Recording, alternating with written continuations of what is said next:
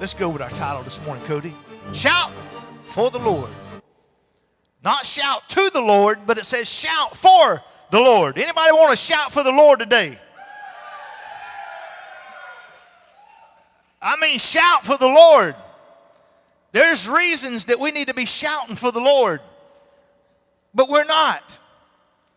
But if we will shout for the Lord, you know, it's like if you're, just take for instance, if you're stuck in a bog hole and you're in quicksand and it's around your ankles and you know, you don't really do a lot of shouting, but then all of a sudden you get a little bit deeper and you're up to about your knees in some quicksand and you begin to shout a little bit louder, but then it comes on up to your waist and you get to shouting a little bit louder, and then it's on up now about your neck. And you know what? You better be shouting all that you can shout for the Lord, because if it gets any higher than your neck, it ain't going to do you no good to shout. But the deeper you get, the more that you will shout for the Lord. Every head, just close your eyes right now. Close your eyes and bow your head. Now, I want us to be honest, because I'm raising my hand first because I got something that I want to shout for the Lord for. If you're here this morning and you really and truly, you're in a situation or you got a circumstance or there's something in your life or in a friend's life or a child's life or whatever it may be, if there's something that you really and truly, you need to really and truly shout for the Lord, you just raise your hand. Everybody's got their eyes closed. Thank you. You can lower your hands. God's seen you. God's seen you. This morning we're going to shout for the Lord. Let's look in the book of Joshua in chapter 6, starting at about verse 12. And we know this. We know this scripture. We know this story. And it says that Joshua got up early the next morning. I'm sorry. Let's stand for the honor of God in the reading of His word. I'm sorry. Yes. I'm so excited. Woo! I think I'm going to start running again. Not to lose weight, but just run for the Lord. Joshua got up early the next morning, and the priests took up the ark to the Lord. The 7 priests carrying the 7 trumpets went forward, marching before the ark of the Lord, blowing the trumpets. The armed men went ahead of him and the rear guard following the ark of the Lord while the trumpets kept sounding. So on the second day, they were marching around the city once and returned to the camp. They did this for 6 days. On the 7th day, they got up. On the 7th day, they got up. On the 7th day, they got up at daybreak and marched around the city 7 times in the same manner. Except that on that day, they circled the city 7 times. The 7th time around, when the priest sounded the trumpet blast, Joshua commanded the people, shout for the Lord. Shout for the Lord. I say it one more time. Shout for the Lord. Hey. Oh, did y'all see them walls falling? Go ahead. He's given you the city.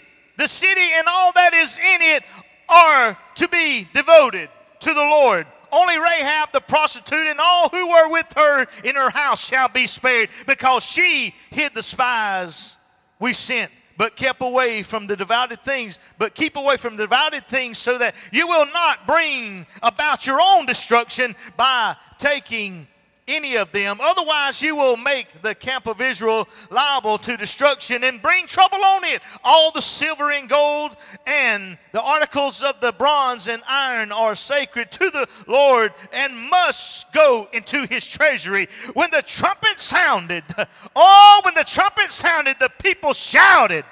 When the trumpet sounded, the people shouted. And the sound of the trumpet, when the people gave a loud shout, the wall collapsed. And so every man charged straight in, and they took the city church. Oh, when they shouted. You can be seated. When they shouted for the Lord, He delivered exactly what they needed.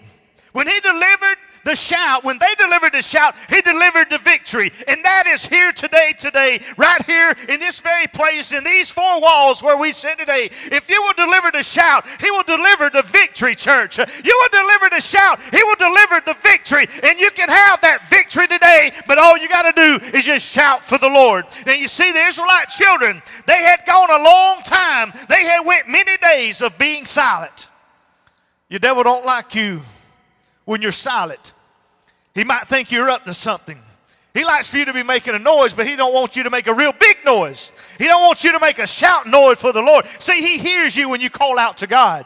He hears you when you deliver that shout. But you see, whenever the walls need to be broken down in mine and your life, there's some things that we have walls, and there's a lot of walls that need to be broke down in mine and your life. And those walls of captivity, you see, we can stay behind these four walls, and we can be great ministers in here. And you know what? All the people of the world that's out there, if we keep the walls built around us, and all that we're going to reach is the people in this building in this day and time, that's as far as we're going to reach. Then the church will perish, church. It will die out and it will go away. We have been kept in captivity, not by Satan, not by God, but by ourselves. So give yourself credit today.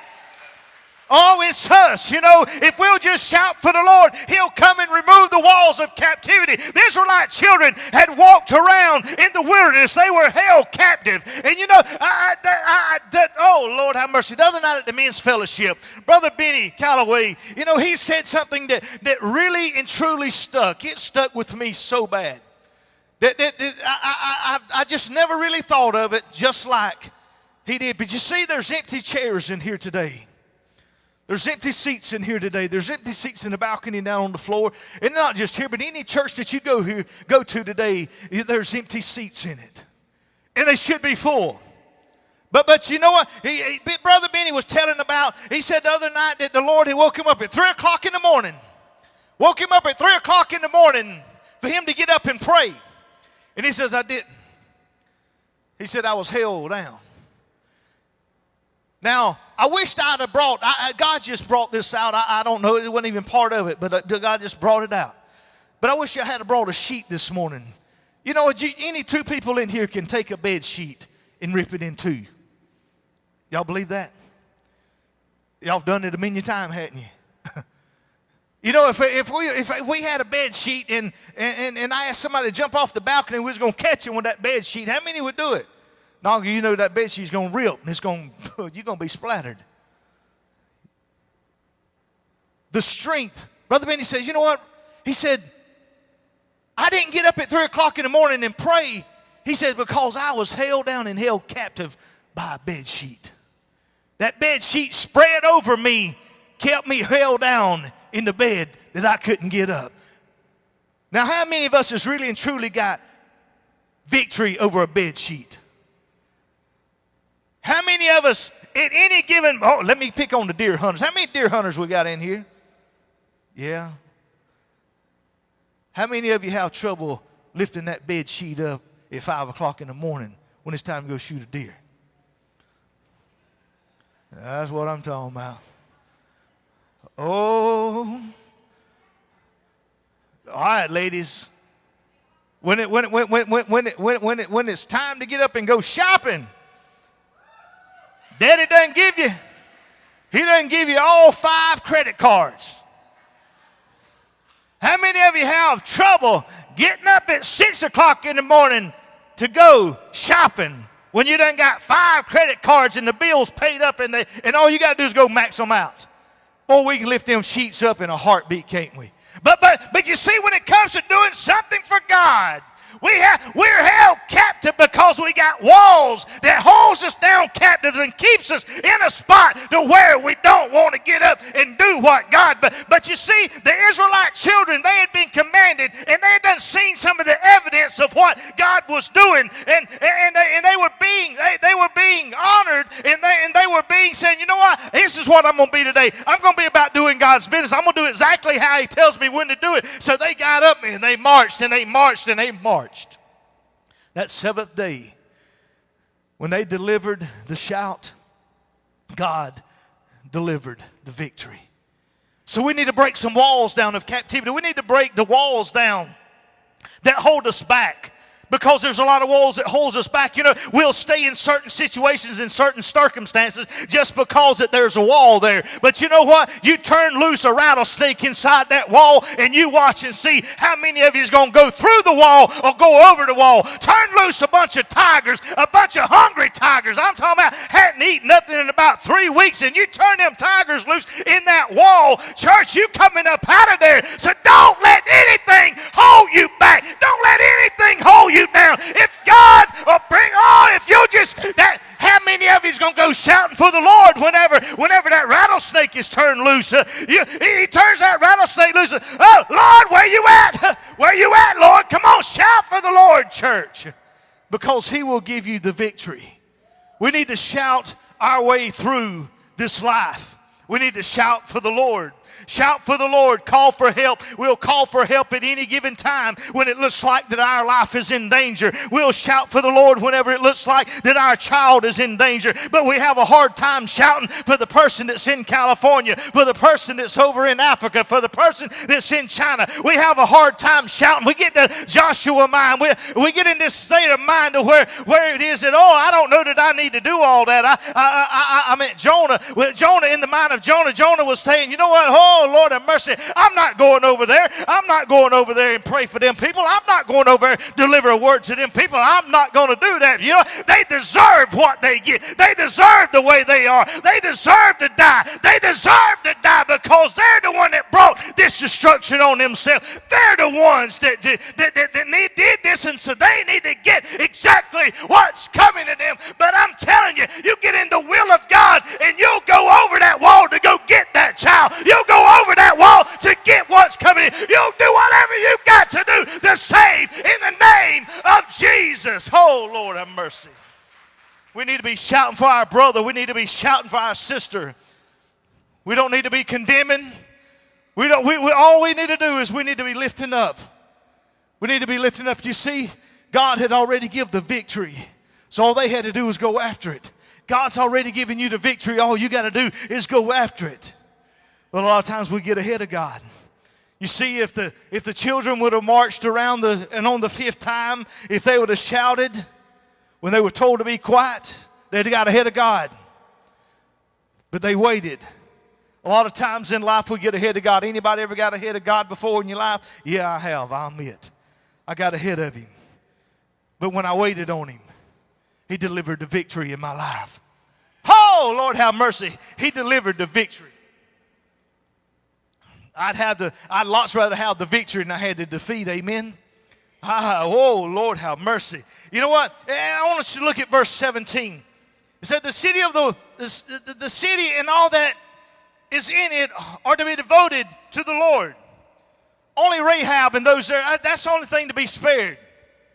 And you see the devoted in the Hebrew language, that means it not only does it mean in the Hebrew language when it says devoted, now we're talking about being devoted to the Lord. That means to be dedicated, to do everything that we can for the Lord. But you see, in the Hebrew word for this word devoted, it's saying give over to God, turn things over to God. But it also means to totally destroy. Totally get rid of. And that's what he was telling Joshua. I want you to tell those people when they go into that city and they go to take over, I don't want them to leave nothing behind. Now, I know it sounds cruel today. It tells them, kill every man, woman, and child, and beast, everything, all the animals, everything. Only spare Rahab and what's in the house with Rahab. Everything else is to be destroyed. You see, that's a lot of things what me need to do in life is get ready and destroy. And we need to totally turn it over to God and let God destroy those things in our life. But so many times we like to play it down at the altar, but we like to pick it back up because I can, I can come in Sunday and I can be free and free indeed. But then when I go back home next week, I ain't got nothing to gripe and grumble about. Shut up, preacher. I don't have anything to be sorry about. I don't have nobody that I can talk about. I don't have nobody that I can cuss out. I don't have anybody that I can hate. So I'm going to pick those things back up and I'm going to carry them with me. I just want everybody in the church to see me get rid of it. But whenever God comes to give you victory, He don't want you to leave anything behind. He wants you to totally get rid of it and cast it out, because He will take it away and He will destroy it. And when God destroys it, it is destroyed, church. You don't have to worry about carrying it no more. You don't have to worry about picking it up and walking away with it anymore. You don't have to worry about it anymore, church. We need to be shouting for the Lord, and He'll take all these things and take them away. God hears you shout. God hears you shout today. God hears you shout tomorrow. But ain't no need waiting on tomorrow when you can shout today. See, some still wants to shout. No, I'm not going to do that today. Nah, there's too many people in the church. There's some folks in there that might make fun of me. There's some folks in there that might see me cry. Well, I ain't going to guarantee you I ain't going to cry before we get through. And some of y'all better bring me a Kleenex. Be snot all over my shirt. Woo! But you see, whatever we do for God, God will do back for me and you, church. If we'll do for God, God is going to give you back. God is going to bless you. God is going to give you victory. If you'll just shout for God, God will give you the victory. If you'll deliver the shout, God will deliver the victory. Oh, church, I don't know if y'all believe me. I don't know if y'all believe me, because I want us to go back and I want to read verse 20. And it says, when the trumpets sounded, the people shouted. And at the sound of the trumpet, when the people gave a loud shout, the wall collapsed. So every man charged straight in, and they took the city, church. Somebody needs to stand up and give God some glory. I'm telling you, oh, Lord have mercy. I don't know whether if y'all getting this right now. You know what? They had a reason to be at the wall. They had to go back and take over what had been taken from them. They was going back into the country land that they should have had, nothing should have come and taken. But I'm telling you, church, me and you today, there's some things that we need to go take back. Just like the song that was sung, went into the enemy's camp and took back what was already stolen from me. Oh! Hey, somebody in here today is saying, yeah, Satan has taken something from me, but I'm going back to get it. I'm going over there into the war zone. I'm going into the victory. And if you'll walk that floor and you'll walk it and you'll walk it, and when God tells you to shout and you'll shout for the Lord, you can see that victory and you'll go over that wall. No, you ain't going over that wall. You're going to go through that wall. No, you ain't going through that wall, because you ain't got to, because it's crumbled right down before you, and you step over it. You step over your victory today. Step over your circumstance. Step over your trial, your tribulation. Step over it. Shout for the Lord, and He'll deliver it. He'll deliver it. All you got to do is shout for the Lord, church. Oh, Lord, have mercy. Oh, my gracious. Shout. Shout. The wall collapsed. But you see, the whole time that they were walking that wall, they were real quiet. They didn't do nothing. They didn't show any sign. All they did was walked. They didn't open their mouths. There was no sounds of trumpets, no sounds of talking, no sounds of anything. They walking, and they walking. And the enemy that's inside the wall, you know, they got guards that stand up there and look over.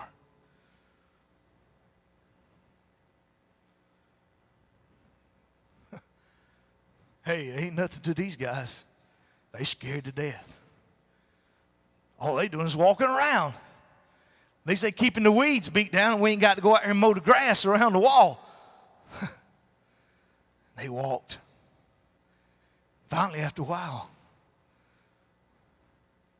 the enemy inside the camp got calm. There was no threat out there. No threat. They went about their business. They quit paying attention to what was out here. because there was no threat. All they was doing is walking. You see, the enemy don't like it. He does like it when we get quiet. But as long as you continue walking and walking and walking, the enemy is going to leave you alone. Now here's my point. There's a time, just like God's showing. There was a time of walking and being silent. And then there was a time to get loud and to shout. And that's what they did. Now there's some that's in here this morning that has continued to walk and walk and walk and be quiet. And as long as you've walked and be quiet, the enemy has let you just continue to walk. They've let you walk because they know you're not going to do nothing. They know you're going to be quiet because, hey, all you're doing is walking. But you see, God give a victory. He could have given the victory in the silence. There ain't no doubt. He could have given the victory in the silence. No. God says, that ain't what I want this time. He says, when the trumpet sounded, the people shouted. And at the sound of the trumpet, when the people gave a loud shout, the wall collapsed. The reason that wall collapsed, because they were shouting for the Lord. So all that enemy on the inside had the surprise of their life. They were defeated. They were cut down. And they were destroyed. As you stand to your feet today, as they start making their way to come up here,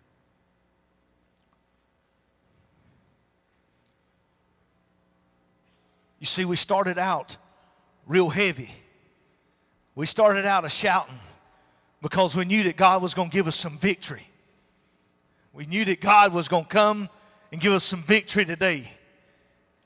And you all showed indications by raising your hand that there was something that you needed to shout today for. You give indications of whenever you went and shouting out to the Lord, to let Him know whenever that they shouted and you shouted. And then you showed by raising your hand and said, I got something I need to shout for the Lord today. I got something I need to shout. I need to shout to Him. I need to shout for Him to come and get on my team. And you see, for the last few minutes, we've walked around this sanctuary very low key. Very low key. It's been quiet just like it is right now. I'm fixing to start reading verse 20 again. They're going to start playing. Now see, you got two choices today. Two choices. You can continue to keep walking and be silent. Or you can do something else. When the trumpet sounded, the people shouted.